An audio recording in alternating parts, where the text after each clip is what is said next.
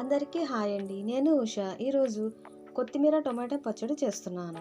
దానికోసం కొత్తిమీర ఒక పెద్ద కట్ట తీసుకున్నాను. చిన్న కట్టలైతే 2 తీసుకోవచ్చండి. 6 టమాటాలు తీసుకున్నాను. ముందుగా ఒక బాండిలో 2 టేబుల్ స్పూన్ల వరకు ఆయిల్ వేసుకొని ఒక 10 గింజల వరకు మెంతులు వేసుకోవాలి.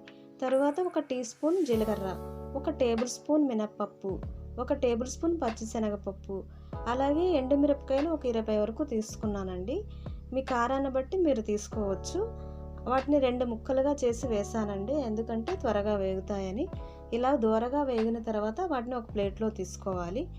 తర్వాత మళ్ళీ ఒక టేబుల్ స్పూన్ ఆయిల్ వేసుకొని కొత్తిమీరను ఇసుక లేకుండా బాగా కడిగి కట్ చేసి నీరు వార్చి ఇందులో వేసి దానిని కూడా బాగా దూరగా వేపుకోవాలండి. ఆకు పచ్చివాసన పోయే వరకు వేయించుకోవాలండి. తర్వాత దీనిని కూడా ఒక ప్లేట్లో తీసి పెట్టుకోవాలి. తర్వాత ఒక టేబుల్ స్పూన్ ఆయిల్ వేసి టమాటాలు బాగా కడిగి కట్ చేసుకొని వాటిని కూడా నూనెలో వేయించుకోవాలండి. టొమాటోలు వేసిన తర్వాత ఉప్పు పసుపు వేయాలండి. పసుపు వేసిన వీడియో క్లిప్ మిస్ అయింది. ఉప్పు వేయడం వల్ల టొమాటోలు త్వరగా మగ్గుతాయండి. తర్వాత చింతపండు వేసుకోవాలి. ఒక పెద్ద నిమ్మకాయ సైజ్ అంతా చింతపండును కడిగి వేసుకోవాలి. నేను ఫస్ట్ చిన్నది వేసాను, సరిపోలేదని తర్వాత మళ్ళీ వేసాను.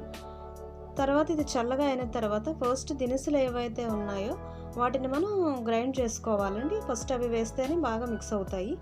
తర్వాత ఆకు వేసుకుంటామండి. ఆకు పేస్ట్ అయిన తర్వాత టొమాటో కూడా వేసుకోవాలండి. మొత్తం వీటన్నిటిని కూడా పేస్ట్ చేసుకొని ఉప్పు సరిపోయిందో లేదో చూసుకోవాలండి. ఉప్పు పులుపు 2 సరిపోయే లేదో చూసుకొని కావాలంటే చింతపండు వేసుకోవచ్చండి, పచ్చిదైనా పర్వాలేదు. తర్వాత మనం తాలింపు పెట్టుకోవాలండి. తాలింపు కోసం కొద్దిగా ఎక్కువ ఆయిల్ తీసుకోండి. పోపు దినుసులు వేసుకుంటామండి. ఆయిల్ ఎక్కువ తీసుకోవడం వల్ల మనకి పచ్చడి నిలువ ఎక్కువ కాలం ఉంటుంది. నేను కరివేపాకు, పోపు దినుసులు, ఇంగువ వేసానండి. పోపు వేగిన తర్వాత మనం గ్రైండ్ చేసిన పచ్చడిని వేయాలండి. ఇప్పుడంటే ఆయిల్ అంతా కూడా పచ్చడి అంతా పీల్చుకునే వరకు వేయించాలండి. మీకు అలా అయితే నిల్వ ఉంటుంది 1 వీక్ వరకు. 1 మంత్ నిల్వ ఉండాలంటే ఇంకా ఎక్కువ ఆయిల్ వేస్తే మీకు నిల్వ ఉంటుందండి. ఆ ఆయిల్లో కొంచెం సేపు ఉడికిన తర్వాత మనం బౌల్లో తీసుకుంటామండి. వేడిగానే సర్వ్ చేసుకోవచ్చు.